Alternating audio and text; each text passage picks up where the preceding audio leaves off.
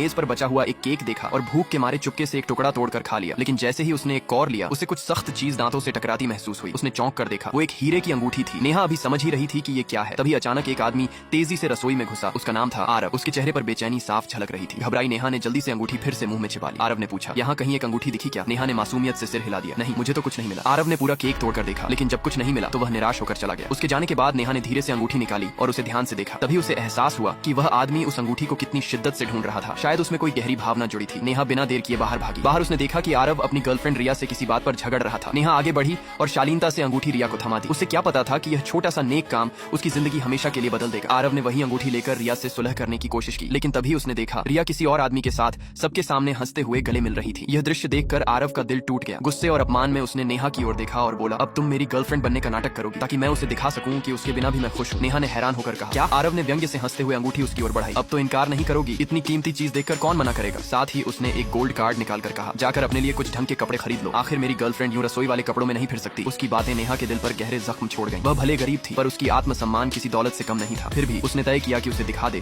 कि असली शालीनता क्या होती है। अगली शाम नेहा लाल रंग की सादी लेकिन बेहद खूबसूरत ड्रेस पहनकर वहां पहुंची। आरव उसे देखकर कुछ पल के लिए स्तब्ध रह गया। नेहा को देखकर उसके मन में एक अजीब सी प्रशंसा जागी। उसी रात पार्टी में नेहा ने उसे डांस फ्लोर पर खींच लिया। दोनों ने एक जोशीला डांस किया। रिया यह देखकर जल उठी, लेकिन इस बार आरव की नजर सिर्फ नेहा पर थी। डांस खत्म होने के बाद आरव ने उससे माफी मांगने की कोशिश की, लेकिन नेहा ने शांत स्वर में कहा, जो इंसान हर रिश्ते की कीमत पैसों से तोलता है वो किसी के भी काबिल नहीं होता। ये कहकर उसने अंगूठी वापस कर दी और चली गई। आरव उसे रोकना चाहता था, मगर तभी रिया आकर उससे लिपट गई। उसने फिर से वही अंगूठी छीनी और कहा, अब चलो हम फिर साथ हैं। नेहा ने यह सब देखा और उसकी आंखों में आंसू आ गए। वह बिना कुछ कहे वहां से चली गई। कुछ हफ्ते बाद जब नेहा वापस उसी रेस्तरां में वेट्रेस का काम करने लगी तो एक दिन आरव फिर वहां आया। नेहा ने उसे देखकर नजरें फेर ली और बोली, मैं किसी और को भेज देती हूँ आपकी सेवा के लिए। पर आरव ने मुस्कुराते हुए कहा, नहीं, आज मैं चाहता हूँ कि तुम ही मेरा बनाया केक चखो। नेहा ने अनमने मन से एक छोटा टुकड़ा खाया और हैरान रह गई। उसके मुंह में फिर वही अंगूठी थी। वह भड़क उठी, ये मजाक है क्या? आरव ने धीरे से कहा, नहीं, ये मजाक नहीं है, ये माफी है। वह बोला, तुमसे मिलकर मुझे समझ आया कि असली प्यार सोने, हीरे या कार्ड से नहीं बल्कि इज्जत और भरोसे से बनता है। मैं बहुत